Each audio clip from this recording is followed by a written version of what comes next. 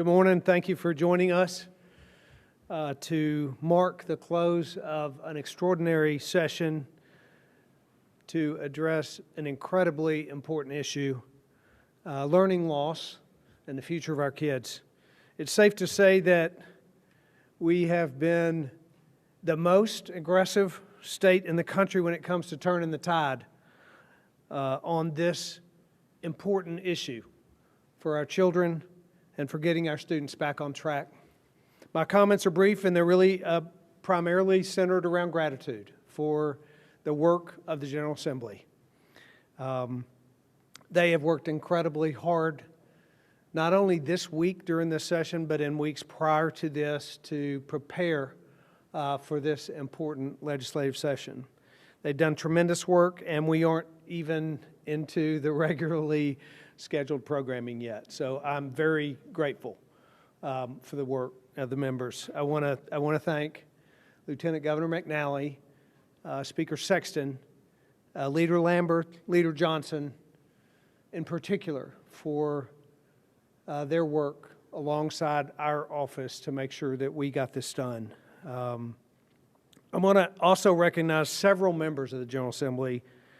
I want to thank the entire General Assembly because they did work together to get this done. But I want to thank some in particular who have been especially engaged in this process on learning loss and literacy and accountability, finding a way to better compensate our teachers, all incredibly important things that took a lot of work. And I want to call out every single one of them, even though there's a long list, but I want to call out every single one of them because they have put in the work. And I want to make sure that we recognize them individually for that. Speaker Pro Tem Hale, Speaker Pro Tem Marsh, Assistant Majority Leader Gant, Chairman Hazelwood, Chairman Hicks, Chairman Williams, Chairman Faison, Chairman Yeager, Chairman Watson, Chairman Kelsey, Chairman White, Chairman Sapicki, Chairman Moody, Chairman Reagan, Chairman Haston, and Chairman White. I want to thank each one of you for in particular, for your efforts. What was accomplished here is remarkable. What's most remarkable is the way we came together on behalf of our children in this state, recognizing that our kids needed us to be urgent, and they needed us to work together, and they needed us to get this work done, and I'm deeply grateful to each one of you.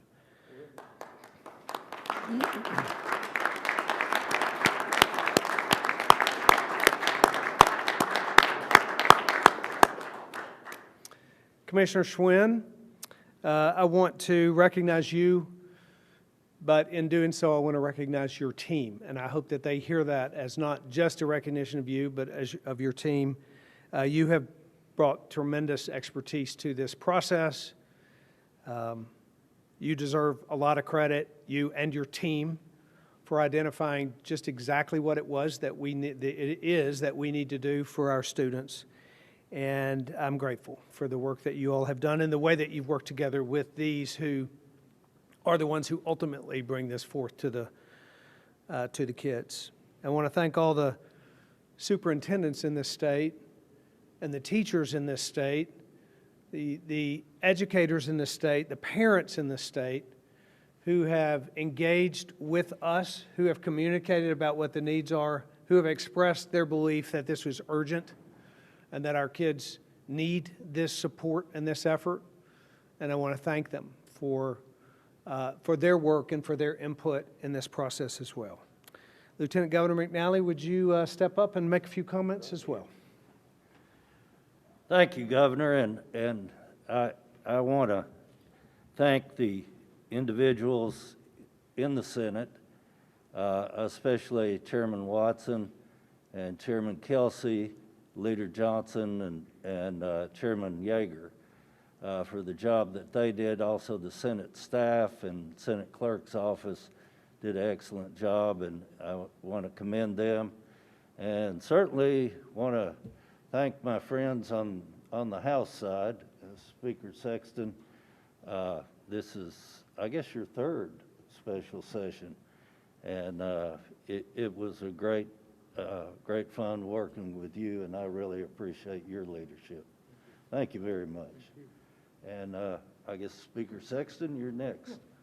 Thank you, Lieutenant Governor. And what I like to say is it was wonderful. As you can see, a lot of people who were involved in this process, leadership, chairman, House, Senate, working together. Appreciate Leader Lambert's job on what he did to help us move this legislation, as well as Leader Johnson on the Senate side. Always good to work with my good friend from a long time ago, Lieutenant Governor McNally, as we go forward. And thank you, Governor, for your vision. For most of y'all, this didn't just start last week, 2 weeks ago, 3 weeks ago. It was the governor's vision, working with his commissioner and his administration, to put forth a plan in education where we no longer say, as we said on the House floor, Chairman Sapicki, we're no longer just saying growing and growth is good enough. We are putting the line in the sand that in the state of Tennessee, we want to be number one. And that's what we're doing today.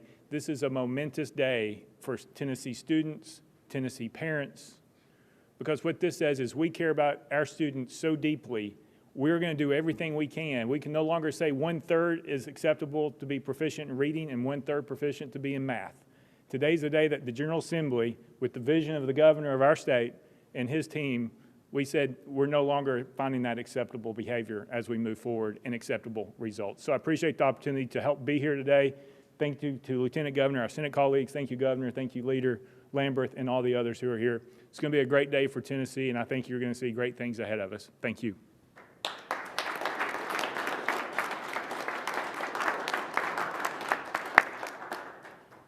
This is an exciting day. This is a day that I think will go down in the history books for our great state. It's a day when we collectively, with the governor's leadership and his team, and those of us in the General Assembly, we put our flag in the ground to say that we care deeply about our kids. We care deeply about their education, and it's probably the most important thing we do. It's reflected in our budget in terms of the amount of money we spend on education. And the legislation that we considered and passed over the last 4 days, I think, is groundbreaking. I think it sets a new standard. It raises the bar for our kids and our teachers and our administrators at the local level. Education is a partnership, and it's a partnership between the state and the local governments, our school boards, our teachers, and we're all pulling in the same direction. But it's our job as the General Assembly and with the governor to set those parameters that dictate how our local school districts will operate in the days and weeks to come and years to come. So it's an exciting time. I'm so blessed to get to work with such an amazing group of men and women in the Senate, and I want to thank as well my partners who worked with me on this legislation, Senator Hale, Senator White, Chairman Kelsey, Chairman Watson. We had some intensive, and I know the House did as well, but we had some very thorough, productive conversations in committee about this legislation and the impact that it will have, and I'm just so proud to have been a part of it. So, Governor, thank you for your leadership, for calling us into special session. I want to echo what was said earlier. There were some comments made that it seemed like we were rushing. Well, maybe we were, but it's because it's urgent. What we're doing here, there is an urgent need. But the policy was not rushed. This is something that's been in development for weeks and months. And it's good to get it across the finish line. And now the hard work begins, and that is implementation of this legislation. So thank you all for bringing it and allowing us to consider it. And I'll turn it over to my good friend, Leader Lambert. Thank you, Leader Johnson. And again, Governor and both speakers, thank you all for your leadership on these issues, and thank this entire team that's here and everyone that's not in this room. There was a gentleman that used to stand on this stage on a regular basis that said, "It matters who governs." It absolutely does. The vision that the governor set forward and that our two speakers have put forward through our teams in both chambers, it created a turning point in education. This will reverberate throughout history and through generations. I am confident of that. This isn't just an investment today. It's an investment next year, the year after that, and 10 years down the road. And I don't say that just as a legislator. I say that it also as a parent of two children, an 11-year-old little girl and a 9-year-old little boy that are in our public school systems right now. And our teachers are trying everything they can to make sure those children can learn. But we gave them additional resources and tools today that can make sure that our children, my children, and y'all's children will be successful.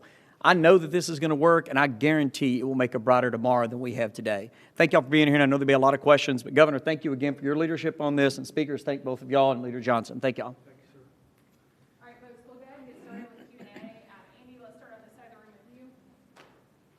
So what happened with the provision that was, the requirement that all districts have a certain amount of, things like rooms and stuff, but, why didn't the Senate do that?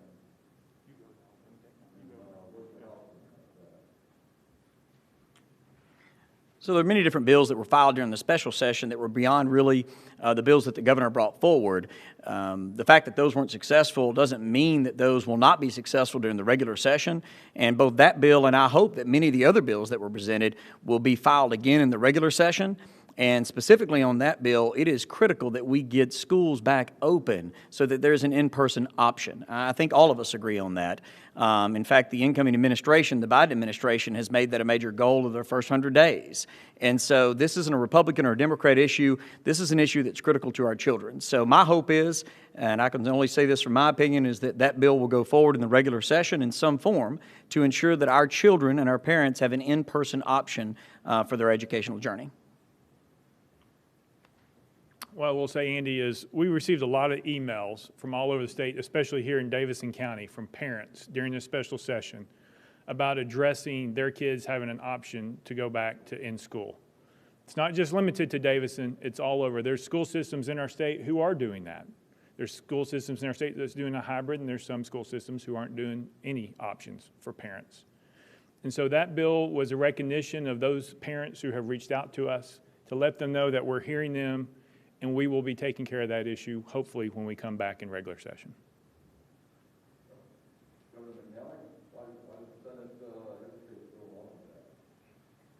Well, for the reasons that were outlined by the leader, the House leader and the House Speaker, there were 29,642, I believe, students that the enrollment decreased by that number. Some systems, the enrollment went up.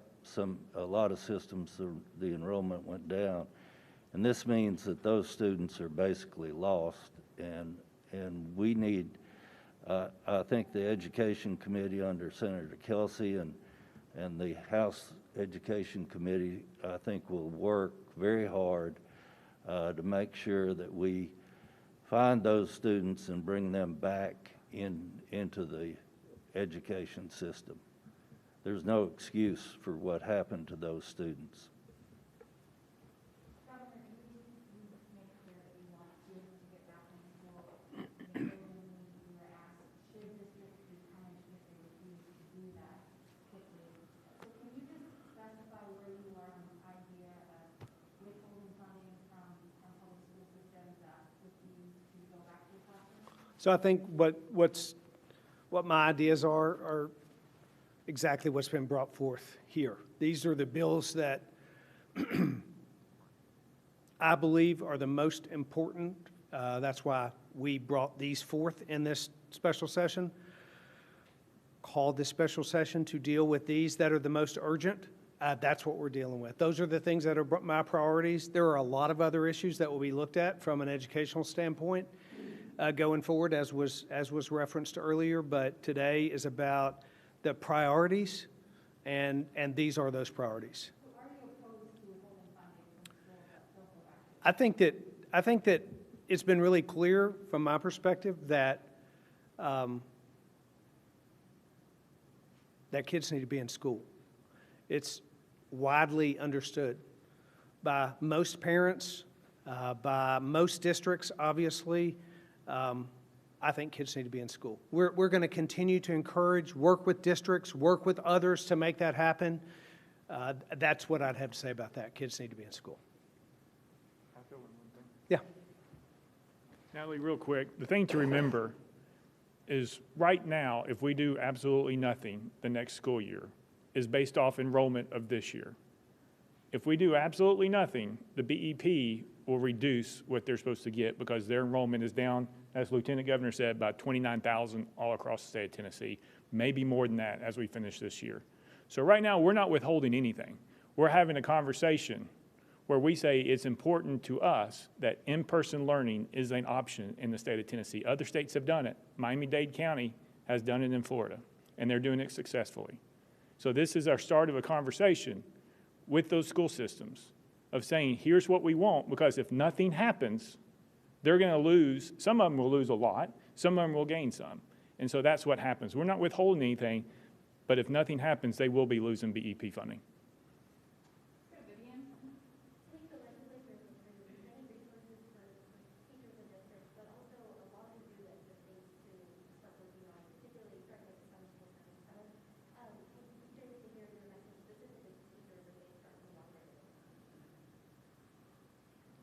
Can I hear the last part of your question just a little bit more? A lot of resources coming to summer school, to message to teachers?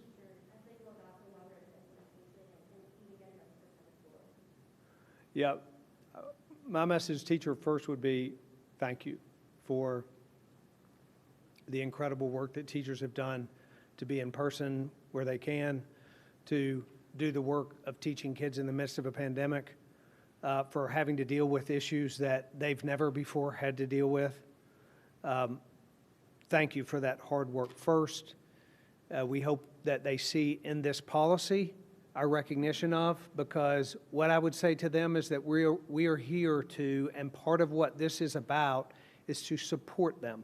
It's to support them with resources for helping get these kids back, and not only back, but beyond. These teachers are invested in their children. They want to see them succeed. That's what teachers do. They don't just go to work, they invest their lives in these kids. So we want to create resources for them in these camps, in these tutoring supports, in the proposed pay increases. We want to provide support for these teachers so that they can implement the things that will get their kids back on track.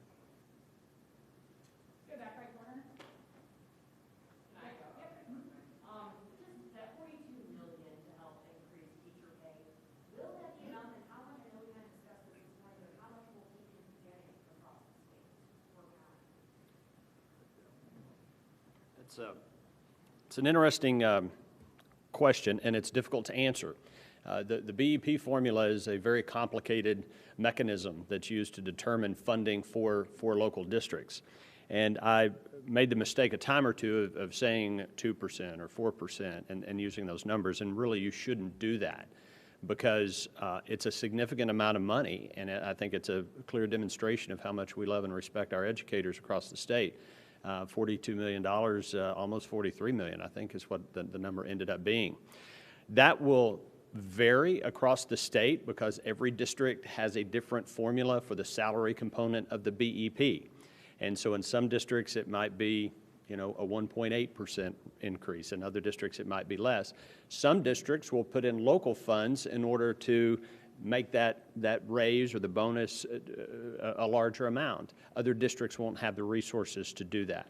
So it's very difficult to say exactly how much a teacher will get. But it is clear, I think, very clear, that we are committed and we're putting our money where our mouth is. Not only are we funding to the tune of 60 some odd million dollars, the various programs that we passed, and then putting an additional 43 million, almost 43 million in there for teacher raises. The governor has indicated, and we look forward to hearing his proposal 2 weeks from Monday, that he plans to do more, I believe, for teachers on a recurring basis to increase their pay. We want Tennessee to be a place where teachers are rewarded and we get the best and the brightest in our Tennessee classrooms. Also just wanted to add to that, and Leader Johnson well said, I mean, it is a difficult formula to navigate, but it's one we navigate every year. But there was another bill filed that we didn't take up as well that would have required that this go to teacher raises. We didn't pass that, but we all want the expectation to be clear that $42 million that we are investing in state dollars, we're covering $30 million that would have normally been the state portion and the $12 million that would have been the local match. So we're funding every dime of that, and our expectation here is that that will go to additional compensation and raises for teachers. Our teachers have worked hard, and all of us here, we didn't require it. We didn't pass that bill, but we're certainly expecting that money go to our teachers and not to anything else.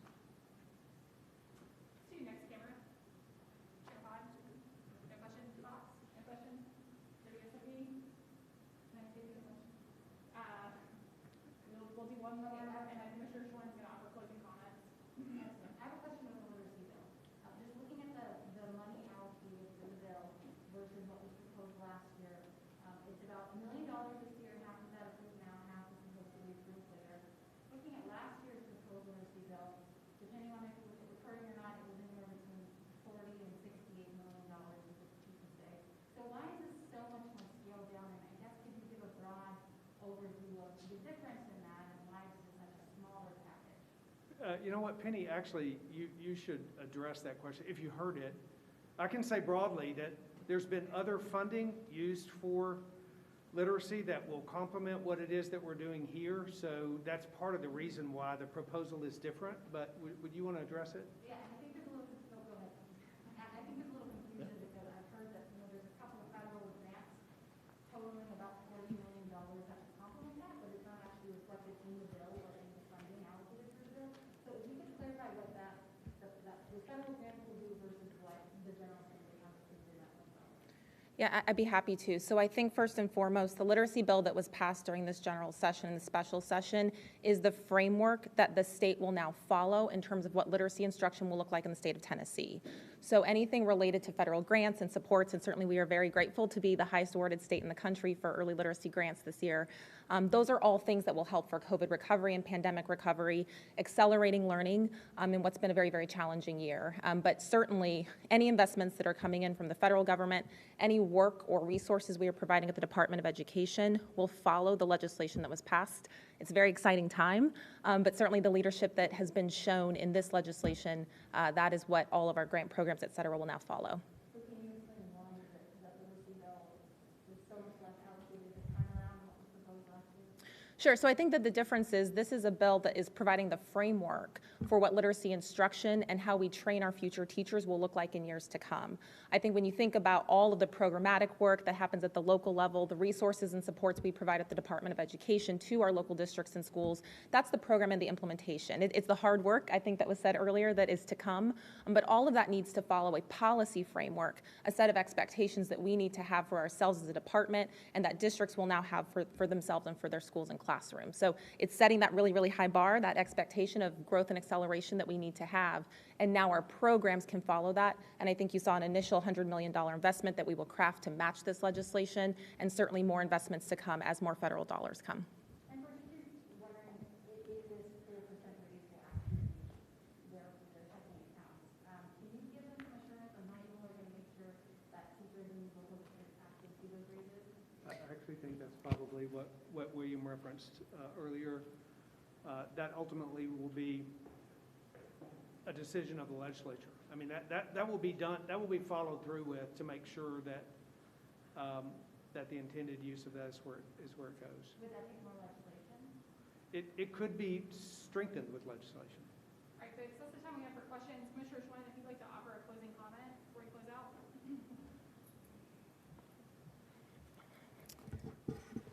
So it's a big day for education. It's a really big day for education, and I want to start by thanking Governor Lee.